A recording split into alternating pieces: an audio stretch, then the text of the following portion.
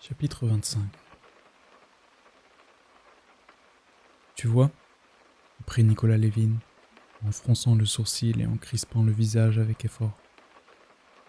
Il lui était visiblement difficile de se résoudre à agir ou à parler. Tu vois, il montra dans le coin de la pièce des barres de fer attachées avec des cordes. Vois-tu cela? C'est le début d'une œuvre nouvelle que nous entreprenons. Il s'agit d'une coopérative de production. Constantin n'écoutait que d'une oreille. Il contemplait ce visage maladif de tuberculeux, et il éprouvait une pitié de plus en plus grande, qui l'empêchait d'écouter ce que son frère lui disait de la coopérative. Il voyait que cette association n'était qu'une encre de salut qui le détournait de se mépriser lui-même. Nicolas Levin poursuivait. Tu sais que le capital écrase l'ouvrier. Chez nous, les ouvriers, les paysans, portent tout le poids du travail et sont dans une situation telle que, quelque effort qu'ils fassent, ils ne peuvent sortir de leur condition de bêtes de somme. Tous les bénéfices avec lesquels ils pourraient améliorer leur existence, se procurer des loisirs et par conséquent s'instruire, tous ces bénéfices leur sont enlevés par les capitalistes. Et la société est ainsi faite que plus ils travailleront, plus les marchands et les propriétaires s'enrichiront, tandis qu'eux, ils resteront toujours des bêtes de somme.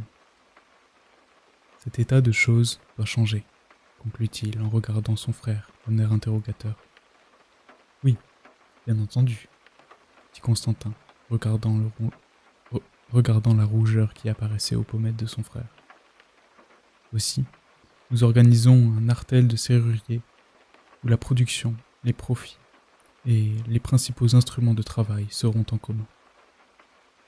Où sera cet artel? Demanda Constantin Levin. Dans le village de Vozdrema, province de Kazan. Pourquoi dans un village?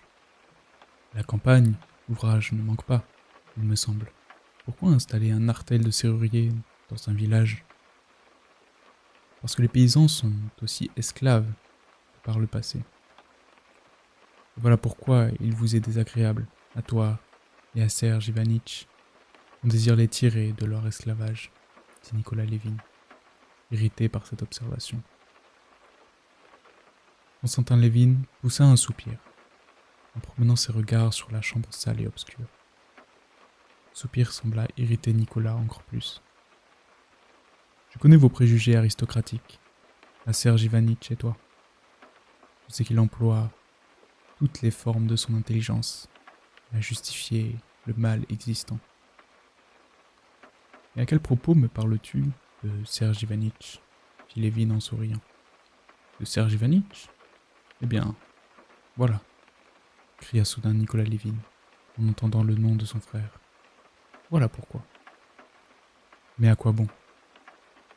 Dis-moi seulement, à quel propos tu es venu me voir? Tu méprises ceci? Tant mieux. Va au diable. Va-t'en, criait-il en se levant. Va-t'en, va-t'en. Je ne méprise rien, dit Constantin Levin, doucement. Je ne discute même pas. À ce moment, Marie Nikolaïevna revint. Nicolas Levin lui jeta un regard furibond. Elle s'approcha vivement de lui et lui dit quelques mots à voix basse. Je suis malade. Je deviens irritable, fit Nicolas, un peu calmé, en respirant lourdement. Et tu viens me parler de Serge Ivanitch et de son article. Ce sont de telles absurdités, de tels mensonges, de telles illusions. Que peut dire de la justice un homme qui n'y entend rien? Vous avez lu son article? Dit-il en se tournant vers Kritsky, en se rasseyant près de la table et en la débarrassant des cigarettes à moitié remplies de tabac qui se trouvaient dessus. Non, dit Kritsky, d'un air sombre. Visiblement, Il ne désirait pas se joindre à la conversation. Pourquoi? Reprit Nicolas Lévin, d'un ton agacé. Parce que j'estime qu'il est inutile de perdre son temps à cela. Permettez, mais comment savez-vous que vous perdez votre temps? Cet article est inaccessible à beaucoup de gens. Il les dépasse. Moi, c'est différent. Je perce sa pensée à jour. Et je sais pourquoi c'est faible. Tous gardèrent le silence. Kritsky se leva lentement et prit son bonnet. Vous ne voulez pas souper? Alors, bonsoir. Venez demain avec le serrurier. Dès que Kritsky fut sorti, Nicolas Lévin cligna de l'œil en souriant. Il ne vaut pas cher, lui non plus, dit-il. Je le vois bien. Mais à ce moment, Kritsky l'appela depuis la porte. Qu'est-ce qu'il vous faut encore? Dit Nicolas Lévin, qui alla le rejoindre dans le corridor. Resté seul avec Marie Nikolaïevna, Lévin engagea la conversation avec elle. Fait-il longtemps que vous vivez avec mon frère? Lui dit-il. Ça va faire 2 ans. Il est en mauvaise santé. Il boit beaucoup, dit-elle. Comment? Il boit? De la vodka. Cela lui fait du mal. Beaucoup? Demanda Lévin à voix basse. Oui, dit-elle, en jetant un regard timide vers la porte où apparut Nicolas Lévin. De quoi parliez-vous? De quoi parliez-vous? Dit-il, en fronçant les sourcils et en reportant ses yeux inquiets de l'un à l'autre. De quoi? De rien, répondit Constantin confus. Vous ne voulez pas me le dire. À votre aise. Mais tu n'as que faire de causer avec elle. C'est une fille. Tandis que toi, tu es un monsieur, fit-il avec un mouvement de cou. Je vois que tu as tout compris. Que tu t'es fait une opinion et que tu considères mes erreurs avec compassion, reprit-il en élevant la voix. Nicolas Dmitritch, murmura à nouveau Marie Nikolaïevna, en s'approchant de lui. C'est bon, c'est bon. Eh bien, et ce souper? Ah, le voilà, dit-il en voyant un domestique avec un plateau. Ici, mets cela ici, dit-il avec nervosité, et il saisit aussitôt la bouteille de vodka, s'en versa un petit verre qu'il but avidement. En veux-tu? Demanda-t-il à son frère. Il était déjà plus gai. Alors, assez parlé de Serge Ivanitch. Je suis tout de même content de te voir. On a beau dire, nous ne sommes pas des étrangers. Tiens, vois donc, raconte-moi ce que tu fais, reprit-il, en mâchant gloutonnement un morceau de pain et en se versant un second petit verre. Quelle vie mènes-tu? Je vis seul, à la campagne, comme autrefois. Je m'occupe du domaine, répondit Constantin, regardant avec terreur l'avidité avec laquelle son frère buvait et mangeait, et s'efforçant de cacher son impression. Pourquoi ne te maries-tu pas? Je n'en ai pas eu l'occasion, répondit Constantin en rougissant. Pourquoi? Moi, c'est fini. J'ai gâché ma vie. J'ai dit et je répète que si l'on m'avait donné la part qui me revenait, quand j'en avais besoin, ma vie aurait été tout autre. Constantin se hâta de changer de conversation.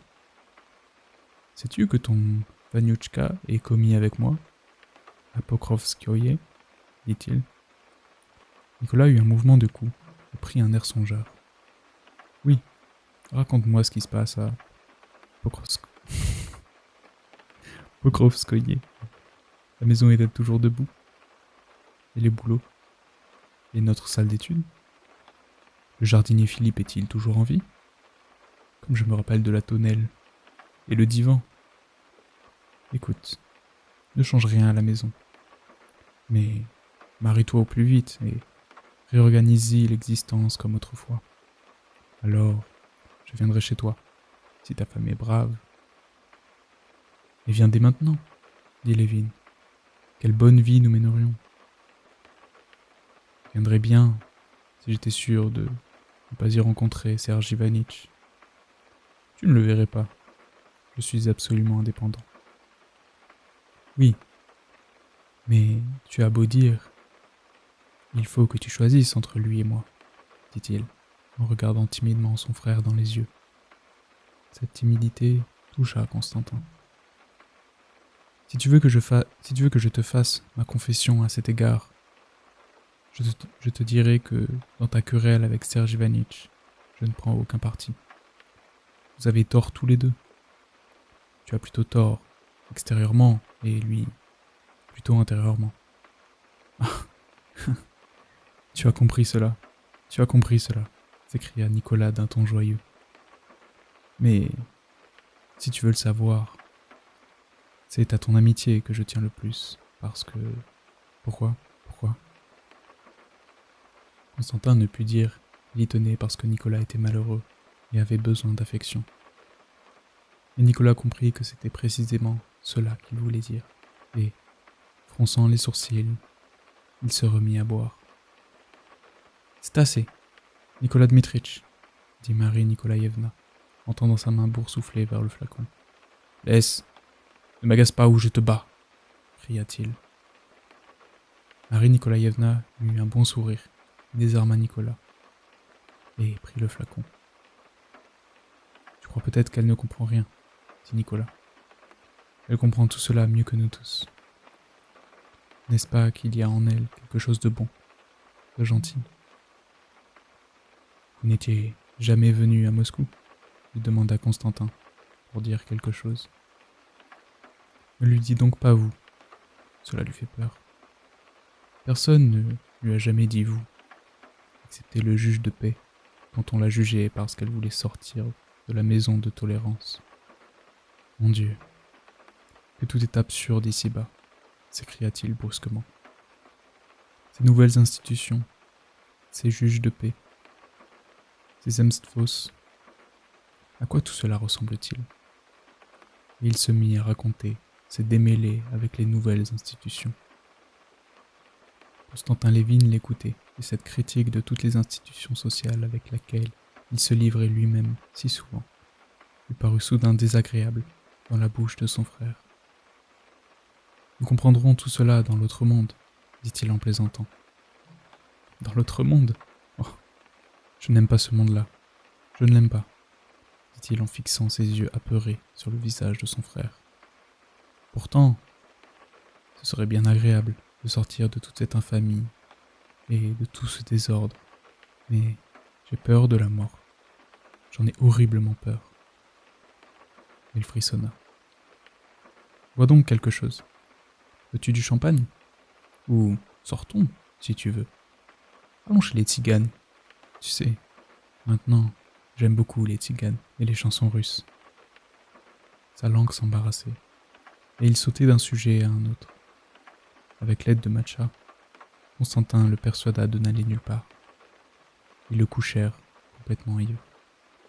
Matcha promit à Lévin de lui écrire en cas de besoin et d'essayer d'amener son frère à venir vivre chez lui. Chapitre 26.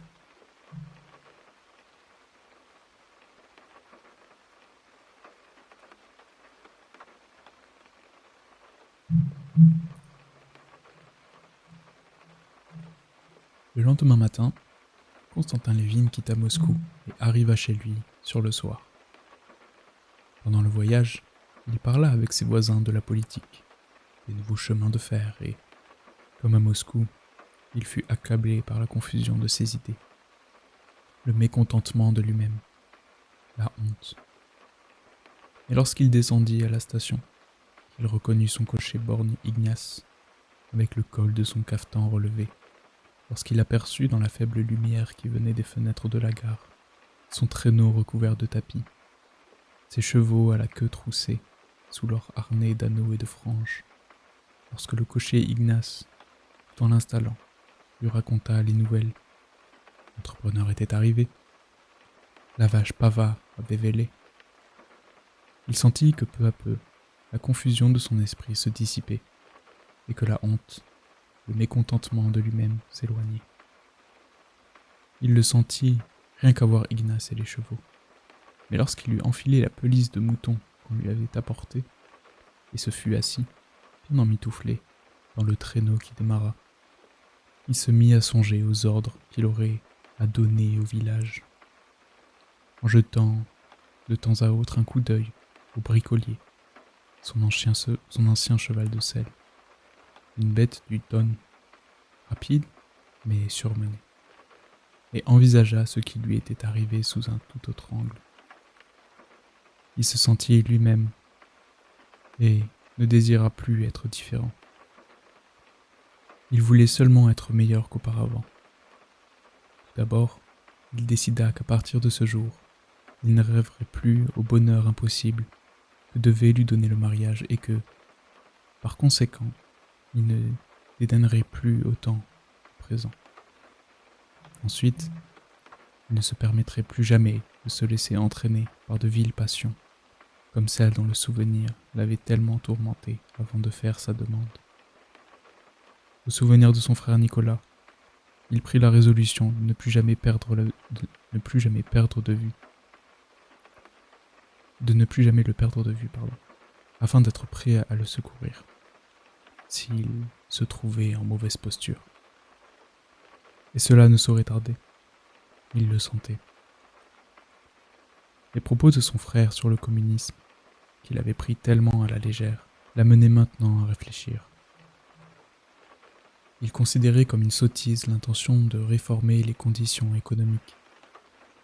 Mais il avait toujours senti qu'il était injuste, qu'il jouait du superflu, tandis que le peuple était dans la misère, et il se promit, pour l'apaisement de sa conscience, et quoiqu'il eût toujours beaucoup travaillé et vécu fort simplement, de travailler plus encore, et de s'accorder encore moins de douceur que par le passé. Et tout cela lui parut si facile à obtenir de lui-même, qu'il fut plongé pendant le reste du trajet dans les rêveries les plus agréables. Ce fut plein d'énergie et d'espoir en une vie meilleure qu'il s'arrêta devant sa maison, à 9 heures du soir. Les fenêtres de la chambre d'Agathe Mikhailovna, la vieille bonne qui remplissait dans la maison les fonctions d'économe, éclairaient le perron recouvert de neige. Elle ne dormait pas encore. Cosme, réveillé par elle en sursaut, accourut sur le perron, pieds nus et à moitié endormi. Laska, la chienne d'arrêt, se précipita dehors, manquant de renverser Cosme au passage, et se frotta en gémissant de joie contre les jambes de Lévine, puis se dressa sur ses pattes de derrière, sans oser poser ses pattes de devant sur la poitrine de son maître. « Vous êtes revenu bien vite, mon cher, » lui dit Agathe Mikhailovna. « Je m'ennuyais, Agathe Mikhailovna. On est bien chez les autres, mais mieux chez soi, » répondit-il. Il passa dans son cabinet. Le cabinet s'éclaira lentement, à la lueur de la bougie. Les détails familiers sortirent de l'ombre.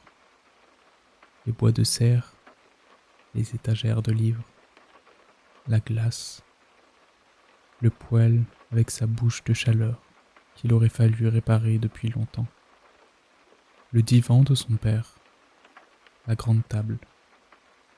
Sur la table, un livre ouvert, un cendrier cassé, un cahier couvert de son écriture. Quand il aperçut tout cela, il se prit à douter un instant de la possibilité de changer de vie, ainsi qu'il l'avait rêvé pendant son voyage.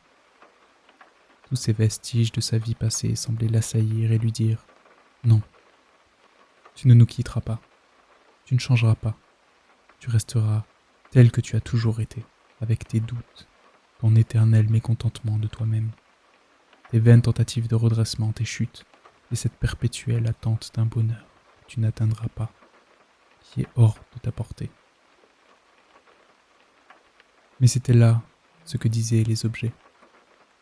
Une autre voix, au fond de lui-même, lui disait qu'il ne fallait pas être esclave de son passé, et qu'on pouvait faire de soi-même tout ce qu'on voulait. Obéissant à cette voix, il se rendit dans un coin de la pièce, où se trouvaient deux poids d'un pouls. Il les souleva par des mouvements de gymnastique, s'efforçant de se mettre dans des dispositions énergiques.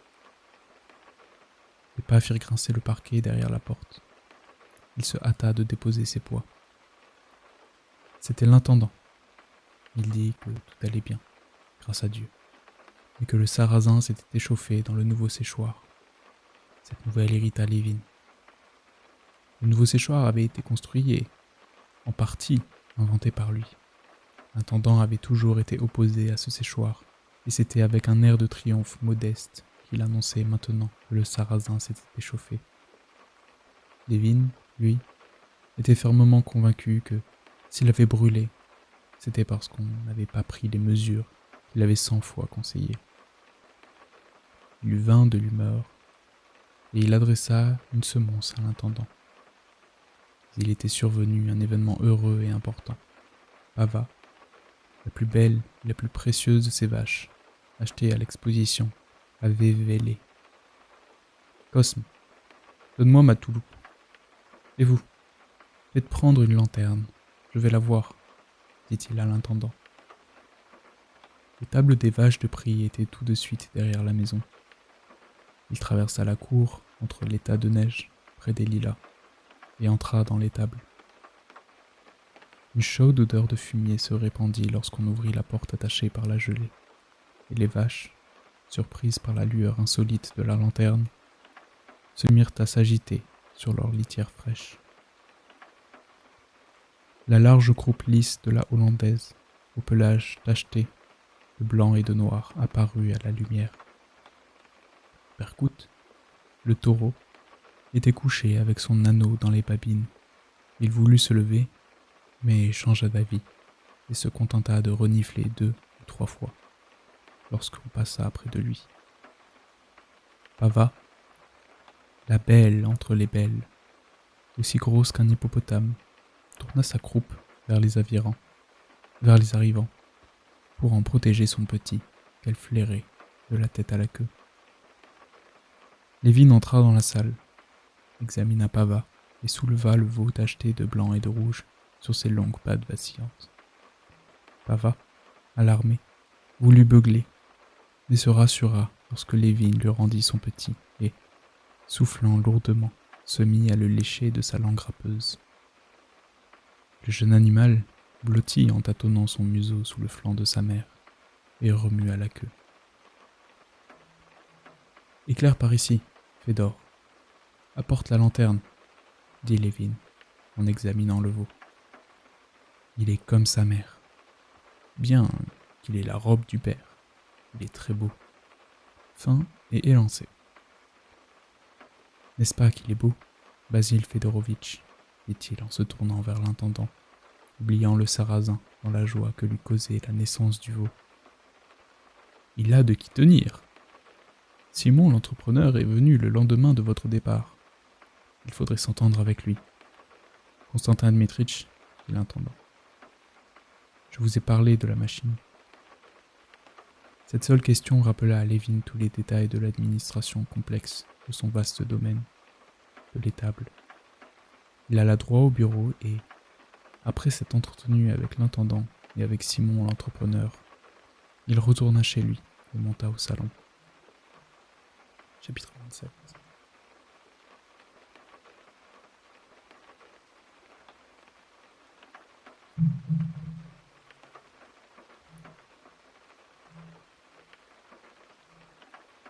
La maison était spacieuse et ancienne, mais Lévin, quoiqu'il vécût seul, l'occupait et la chauffait entièrement.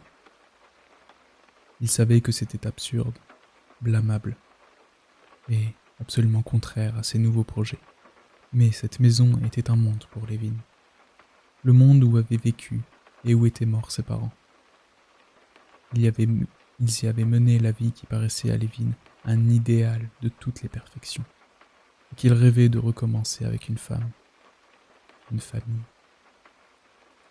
Lévin se souvenait à peine de sa mère. Son souvenir pour lui était sacré, et sa future femme devait, à ses yeux, être une réincarnation de cet idéal de grâce et de sainteté qu'était sa mère. L'amour ne pouvait exister pour lui en dehors du mariage. Bien plus, il pensait d'abord à la famille, et ensuite à la femme qu'il la lui donnerait. Ses idées sur le mariage différaient de celles de la plupart de ses amis, pour qui le mariage n'était qu'un des événements, entre autres, de l'existence. Pour Lévin, c'était l'acte principal de la vie, celui dont son bonheur dépendait tout entier. Et maintenant, il fallait y renoncer. Lorsqu'il entra dans le petit salon, où il prenait toujours son thé, et se fut installé dans son fauteuil avec un livre, tandis qu'Agathe Mikhailovna lui apportait son thé, et s'asseyait sur une chaise devant la fenêtre, avec son habituel « Je m'assieds, moi aussi, mon cher ». Il sentit, quelque étrange que ce fût, qu'il n'avait pas renoncé à ses rêves, et qu'il ne pouvait vivre sans eux. Avec Kitty, ou avec une autre, cela se ferait. Il lisait, réfléchissait à ce qu'il lisait, en s'arrêtant pour écouter Agathe Mikhailovna qui bavardait sans relâche, et, en même temps, des tableaux de son activité à la campagne et de sa future vie de famille se présentaient sans lien à son imagination. Il sentait qu'au fond de son âme, quelque chose s'installait, se modérait et se fixait. Il écoutait la conversation d'Agathe Mikhailovna. Elle disait que Prochor avait oublié Dieu, buvait sans trêve avec l'argent que Lévin lui avait donné pour s'acheter un cheval, et avait battu sa femme à mort. Il écoutait, lisait, et retrouvait tout le fil des pensées éveillées par la lecture. C'était un livre de Tyndall, sur la chaleur.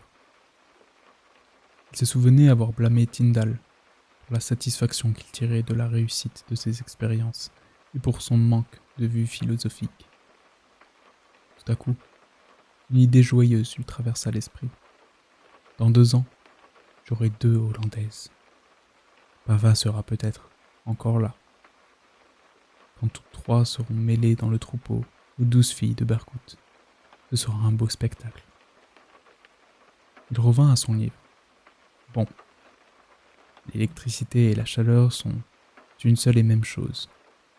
Mais peut-on employer les mêmes mesures de grandeur dans les équations pour résoudre cette question? Non. Alors, le lien entre toutes les forces de la nature, ce sont d'ailleurs d'instinct. Comme ce sera bien, lorsque la fille de Pava sera une vache tachetée de rouge et de blanc, et que toutes les 3 seront jointes au troupeau. Je sortirai avec ma femme et mes invités pour voir rentrer les bêtes. Ma femme dira « Kostia et moi avons élevé cette génisse comme un enfant. »« Comment cela peut-il vous intéresser autant ?» demandera un des invités. « Tout ce qui l'intéresse m'intéresse. » Mais qui sera-ce ? Et il se rappela ce qui s'était passé à Moscou. Que faire ? Ce n'est pas de ma faute. Maintenant tout va changer. C'est une sottise que de ne pas accepter la vie, que de vouloir renier le passé. Il faut lutter pour vivre mieux, beaucoup mieux. Il leva la tête et s'absorba dans ses réflexions. La vieille Laska, qui n'avait pas encore bien digéré la joie de l'arrivée de son maître et qui était allée aboyer dehors, revint en remuant la queue, apportant une odeur de grand air. Elle s'approcha de Lévin et fourra sa tête sous une main, en glapissant plaintivement, quémandant une caresse. « Il ne lui manque que la parole, » dit Agathe Mikhailovna. « Elle a beau n'être qu'une chienne, elle comprend bien que son maître est rentré et qu'il s'ennuie. »« Que je m'ennuie ? Pourquoi ? Je vois bien. Allez, cher monsieur, ce n'est pas d'hier que je connais les maîtres. Je vis chez eux depuis l'enfance. Ne vous inquiétez pas, mon bon. Tant qu'on a la santé et la conscience tranquille. » Lévin la regarda avec attention, étonné qu'elle lût dans ses pensées. « Vous prendrez bien encore une tasse ?» dit-elle, et elle sortit avec la théière. Laska essayait toujours de se blottir, sa tête sous sa main. Il la caressa. Elle se coucha aussitôt en rond à ses pieds, la tête posée sur une de ses pattes de derrière repliée. Pour montrer que tout allait bien maintenant, elle entr'ouvrit légèrement les mâchoires, avec un clappement de ses babines baveuses, qu'elle referma sur ses vieilles dents. et s'immobilisa dans une tranquillité béate. Lévin observait avec attention cette dernière attitude. « C'est tout comme pour moi, songea-t-il, tout comme pour moi. C'est bon, tout va bien. » Chapitre 28.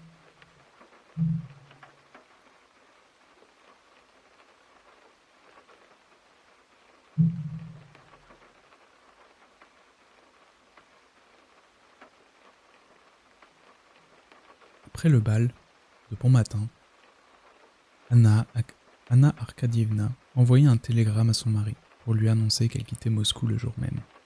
« Non, il faut que je parte, » disait-elle à sa belle-sœur pour expliquer ce changement, comme si elle se rappelait des occupations innombrables.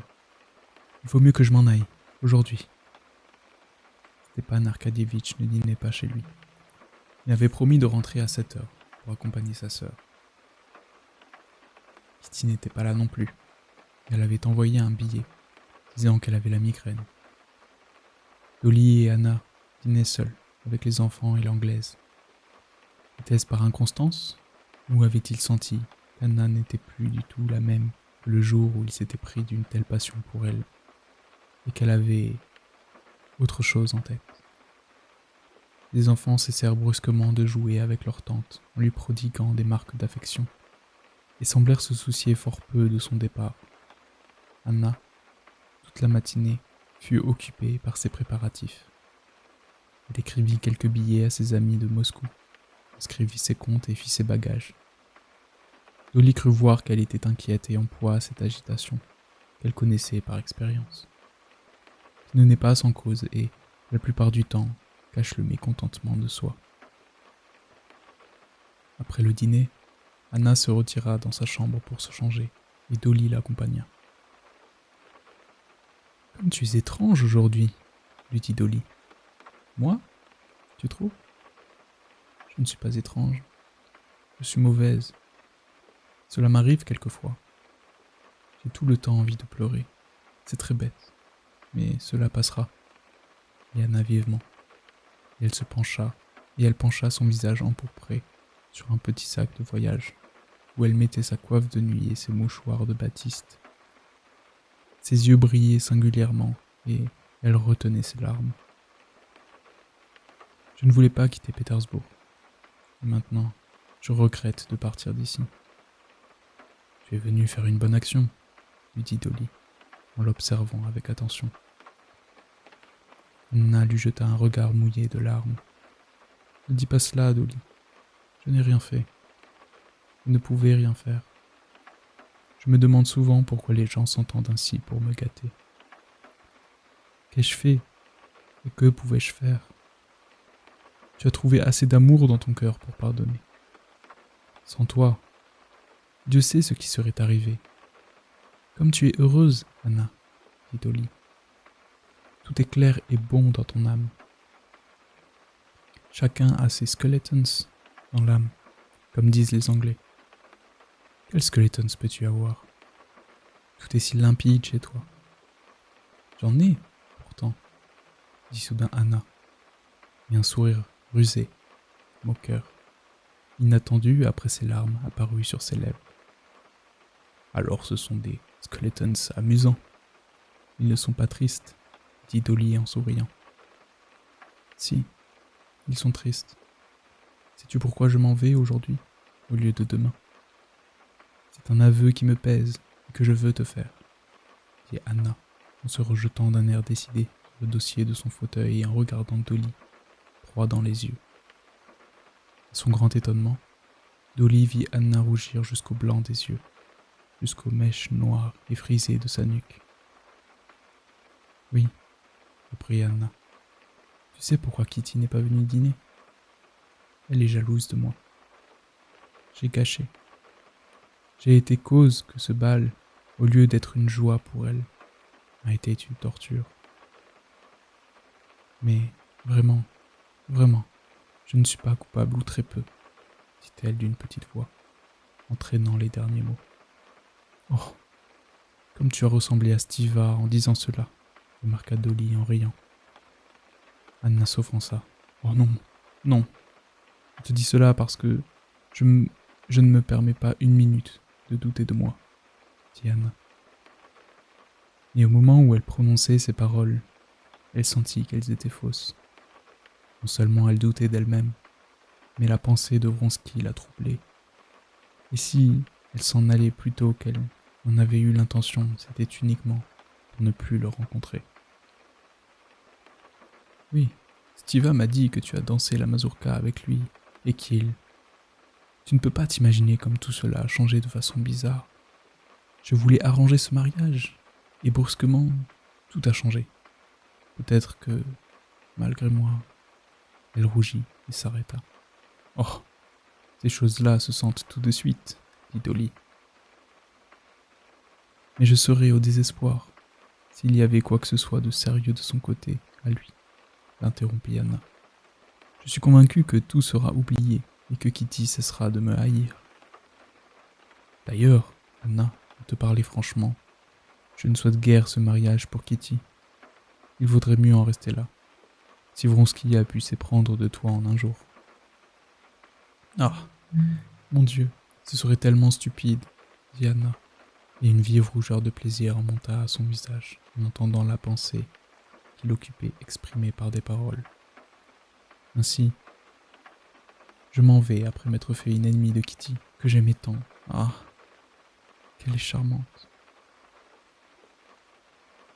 Mais tu arrangeras cela, Dolly, n'est-ce pas? Dolly retint avec peine un sourire. Elle avait de l'affection pour Anna, mais elle n'était pas fâchée de lui trouver des faiblesses. Une ennemie?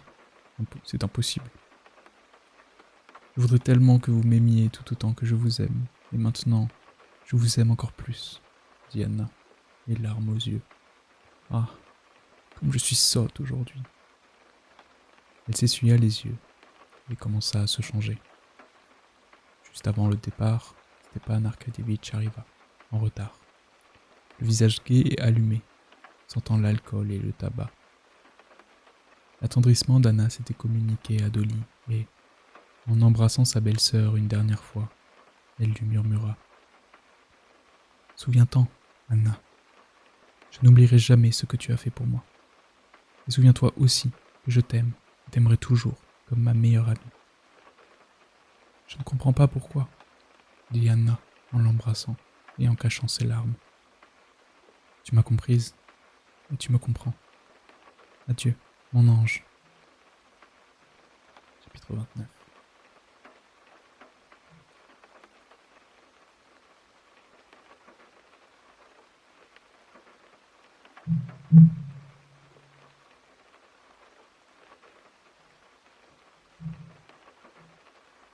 Allons, tout est fini. Grâce à Dieu. Telle fut la première pensée d'Anna, lorsqu'elle lui dit adieu pour la dernière fois à son frère, qui avait obstrué l'entrée du wagon jusqu'au 3e coup de cloche.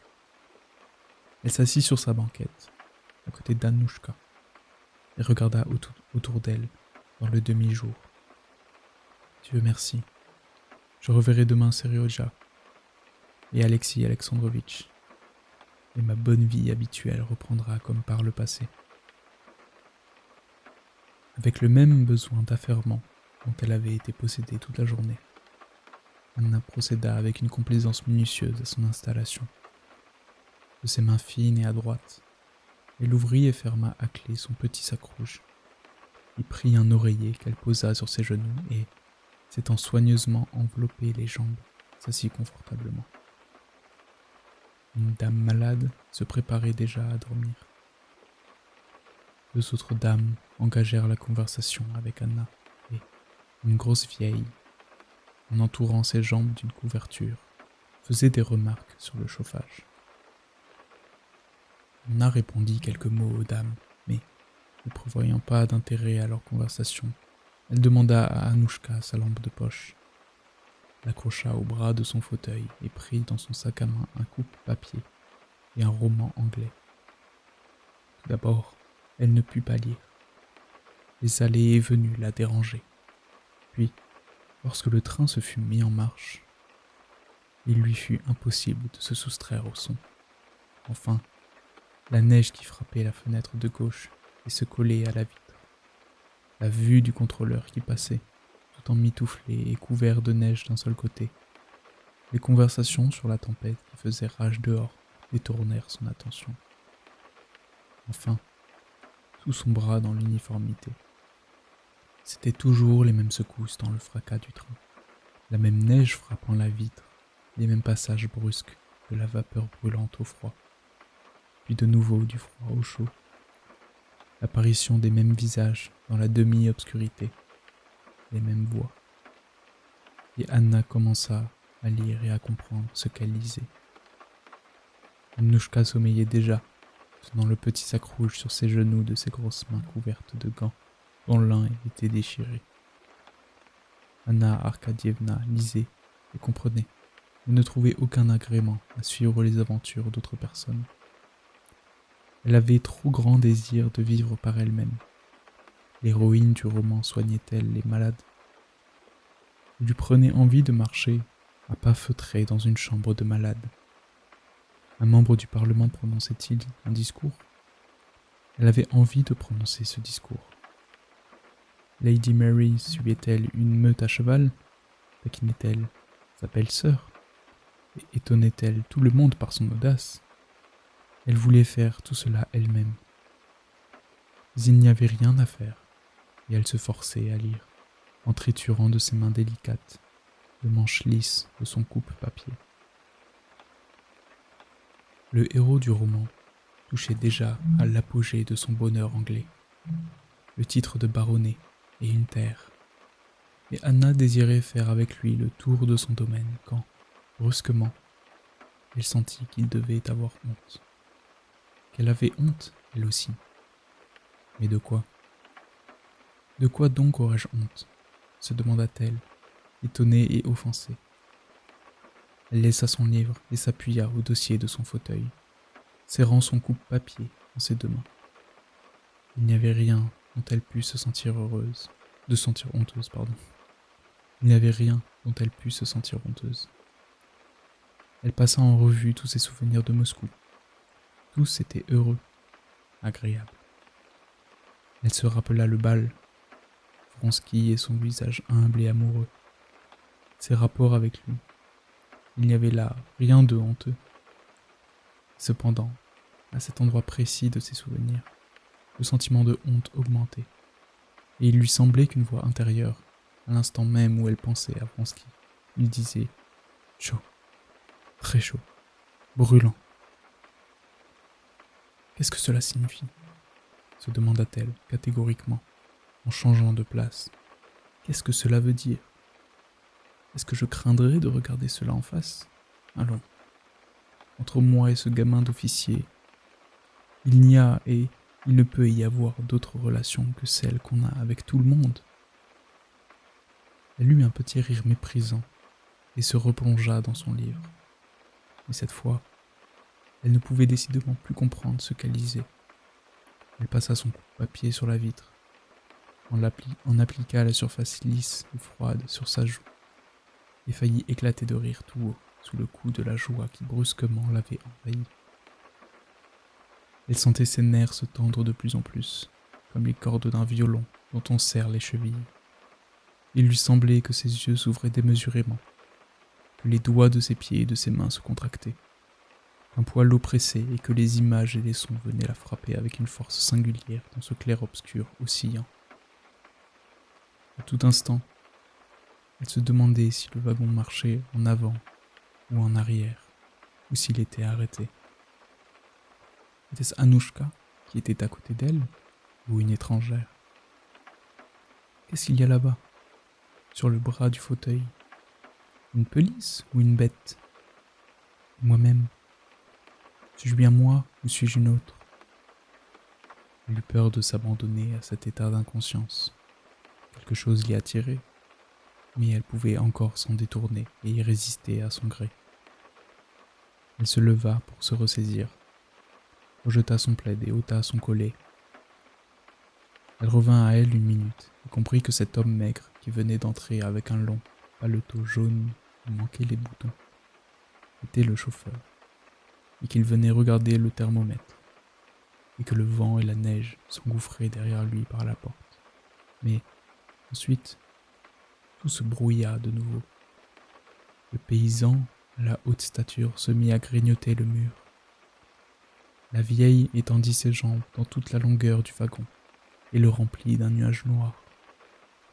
Ensuite, on entendit un crissement, accompagné de coups, comme si on déchirait quelqu'un en deux. Un feu rouge l'aveugla, puis disparut derrière un mur. Anna eut la sensation de tomber dans un abîme. Mais tout cela, au lieu d'être terrible, était amusant. La voix de l'homme emmitouflé et couvert de neige lui cria un nom à l'oreille. Elle se leva et rassembla ses esprits. Elle comprit qu'on approchait d'une station et que c'était le contrôleur. Elle demanda à Anouchka de lui rendre son collet et son fichu, s'en enveloppa et se dirigea vers la porte. « Vous voulez sortir ?» lui demanda Anouchka. « Oui, j'ai envie de respirer. On étouffe ici. » Elle tira le battant. La neige et le vent se ruèrent à sa rencontre et le refermèrent sur elle. Cela lui parut comique. Elle ouvrit la porte et sortit. Le vent semblait l'avoir attendue. Il se mit à siffler allègrement et voulut la saisir et l'emporter, mais elle s'agrippa d'une main à la rampe glacée et, maintenant son fichu de l'autre, elle descendit sur le quai et s'abrita derrière le wagon. Le vent était violent, mais sur le quai, derrière les wagons, il y avait une zone de calme. Elle respira avec délice à plein poumon l'air glacé et regarda autour d'elle le quai et la gare éclairée.